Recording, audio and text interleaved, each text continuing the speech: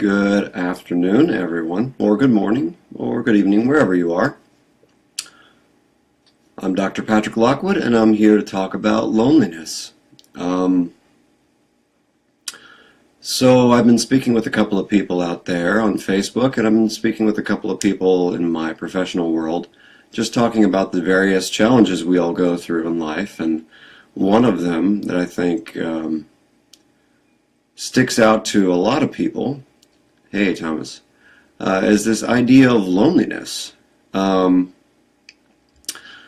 there's a lot of loneliness out there, and it would seem like that shouldn't be the case because we have social media and we have all sorts of different ways of connecting nowadays. We have just a variety of different ways to feel connected, and yet we still feel kind of lonely. We have family, we have friends, it's Mother's Day, right? We have family that are the reason we're here, and yet somehow we still feel kind of lonely. So I wanted to talk about that and talk about what the science and what the research shows from my field, psychology, about loneliness.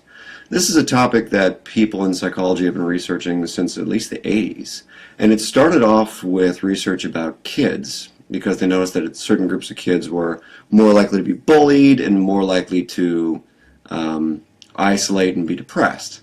So they started researching this, and they found that there are two types of kids who are lonely. There are kids who are rejected, and then there are kids who are neglected. And these effects of either being neglected or rejected have different outcomes. People who are neglected as children, and as adults honestly, tend to feel a certain kind of loneliness that's not terribly intense and can be remedied with relationships and things like that. But people who are actively rejected, like people who are bullied.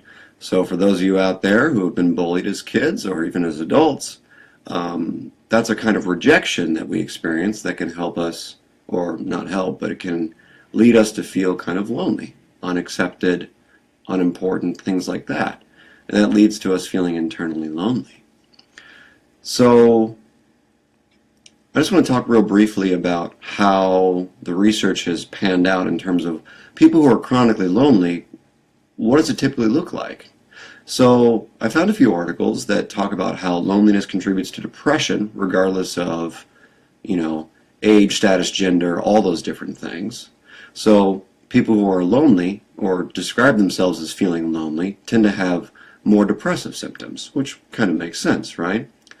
Another interesting set of research I found is that loneliness can actually lead to problems with getting healthy restorative sleep, and can actually lead to cardiovascular problems. It can actually lead to heart problems, believe it or not, which I think is fascinating.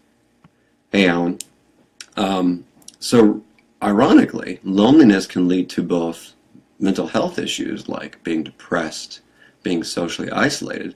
It can also lead to physical health issues. The research shows there's a strong correlation between feeling lonely and feeling depressed, and then also getting worse sleep, shorter sleep, as well as having heart issues, heart disease, things like that. So it's an important thing to manage our loneliness because it can actually have many different ramifications. So, and then there's a little bit of research in the LGBT community showing that loneliness leads to increased acting out and use of drugs and alcohol. So there are a lot of different consequences to loneliness, with the depressive symptoms as well as the physical symptoms like insomnia, and with things like sleep issues and heart issues. It's a thing that we need to be mindful of because our loneliness is not necessarily dependent upon the number of people we have in our life. Some people have a large group of friends, some people have a busy, connected family, and yet they still feel kind of lonely. Many of my clients that I work with still feel kind of lonely despite the fact that they have a big family and they see them once a week and things like that, because they don't feel like they're part of the family. It goes back to that research I talked about earlier where rejected kids tend to feel more lonely and have more consequences and struggle more. So there's this idea of rejection that's a big deal. And when we feel rejected, we tend to isolate, we tend to pull back, we tend to be less vulnerable, we tend to speak less freely.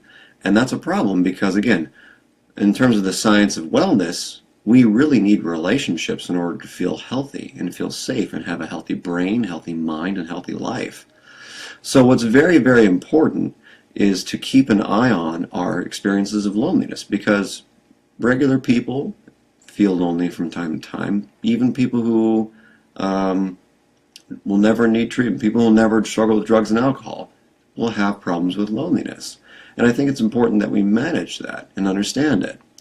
One of the most common topics I've found in the research on loneliness is the relationship between social media use, like this, and loneliness. Since about 1999, right around when the internet got started, psychologists stepped right into researching how people use the internet and how that relates to depression and loneliness. So I found a lot of research on this, and what's interesting is there's a big debate still, even though we've been talking about it for about 17 years, about why people excessively use social media and excessively reach out on the internet. So the large majority of articles that I found show that there's a relationship between people who feel particularly lonely and people who compulsively or excessively use the internet. And a lot of the studies show that one of the things that happens is there's this big cyclical effect of people who feel lonely reach out on social media, and then social media not being the perfect face-to-face empathic experience that we all need by having face-to-face intimate relationships contributes to us feeling unsatisfied and lonely still, which makes us want to reach out more because, again, we get a little bit of immediate gratification when we reach out on Facebook or when we reach out on Twitter or Instagram or whatever. We get to look at pictures, we get to feel like we're a part of someone's life. But because we're not actually there, because we're not actually getting the raw kind of vegan experience with these people, it's not as fulfilling as we would like, which makes us want to reach out more and more and more.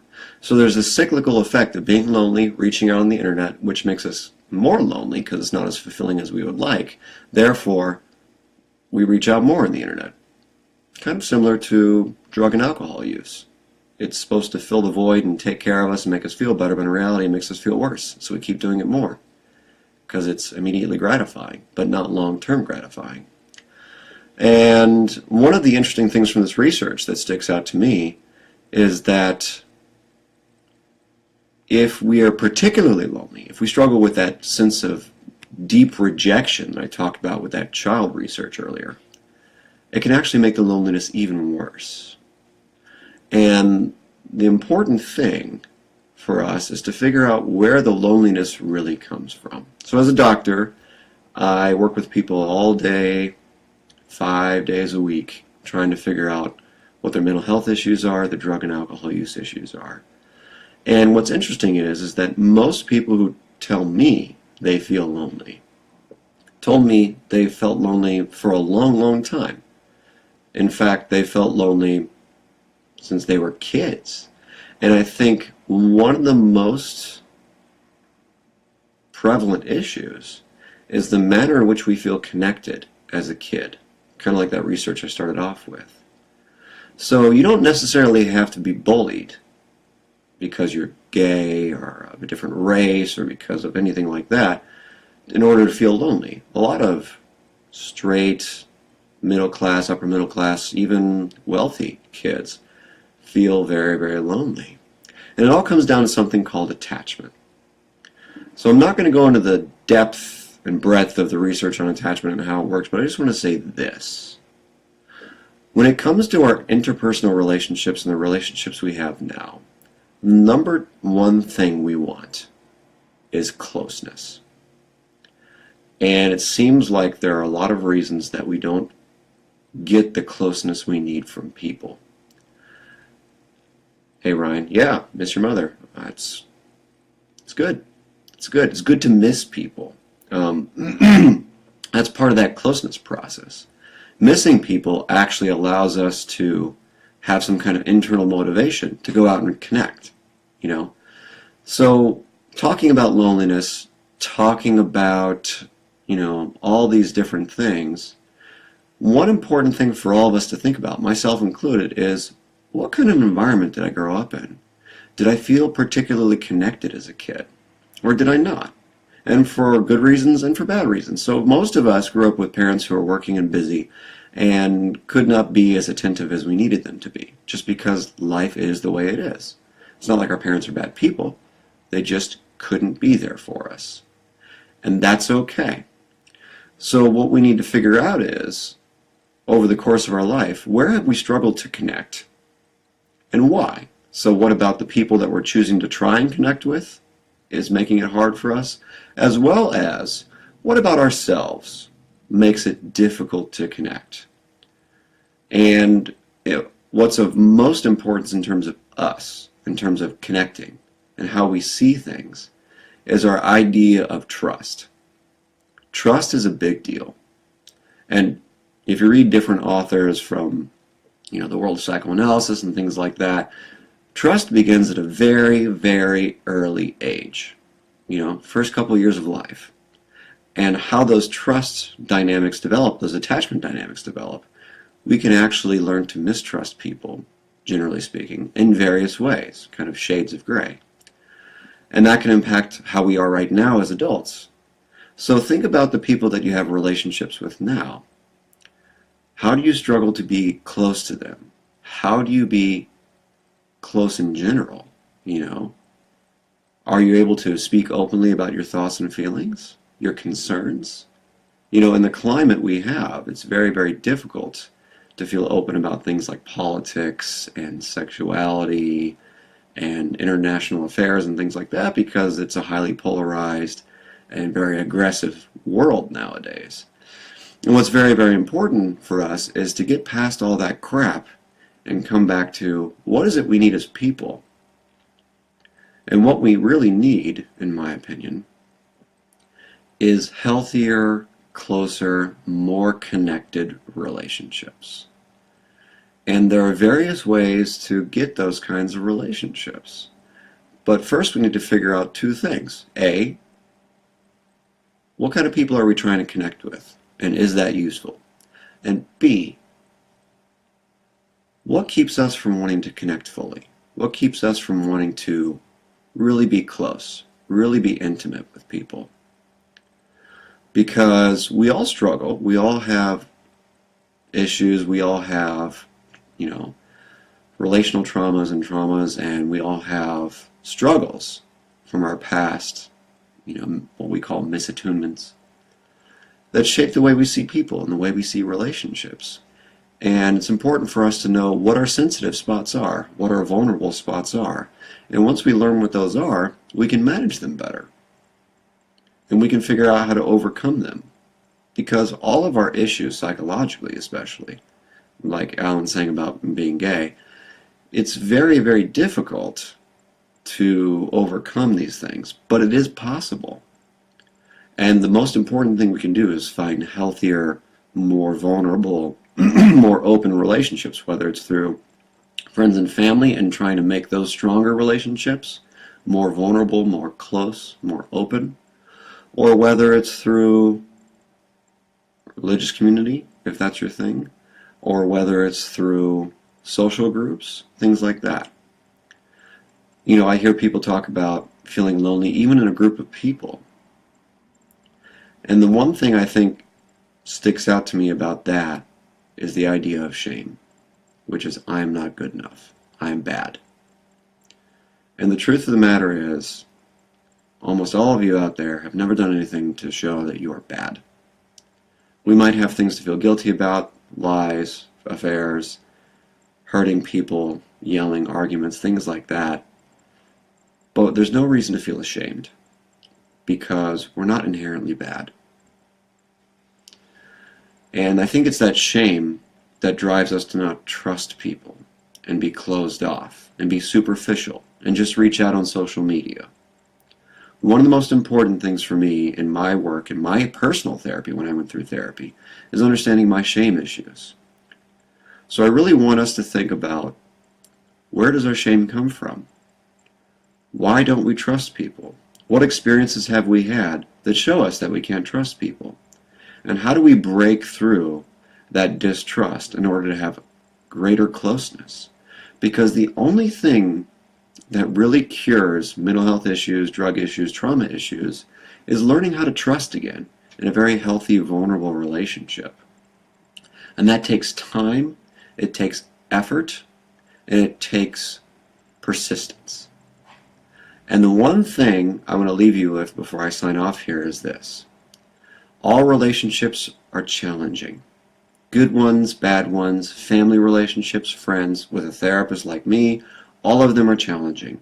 And it's very, very, very difficult to manage relationships because we have a lot of fear, which is where I'm writing my book, The Fear Problem. What's most important is something called the rupture and repair process. So for all of you, with all of your relationships, your good ones, the ones you're struggling with, your family relationships, I want you to think about one thing outside of this trust and shame stuff. I want you to think about, have I gone through the rupture and repair process? Or am I just stuck in rupture? And have I not tried to repair it? Is it possible for people to repair their relationships with me? You know, in the 12-step world, they talk about keeping your side of the street clean.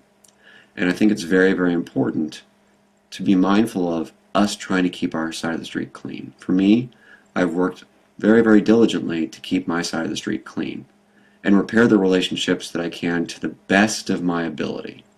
So I want to encourage you all, no matter what the hurts you've experienced, whatever injuries, pain, whatever suffering, whatever damage, I want to encourage you all to, as mindfully and lovingly as possible, try to go through the rupture and repair process with anyone who's hurt you. Because although it's scary and they might hurt us again, and we might have to do a little risk assessment and see, is it even worth trying? What I find is with my patients, with my friends, with my family, my relationships, what's the most important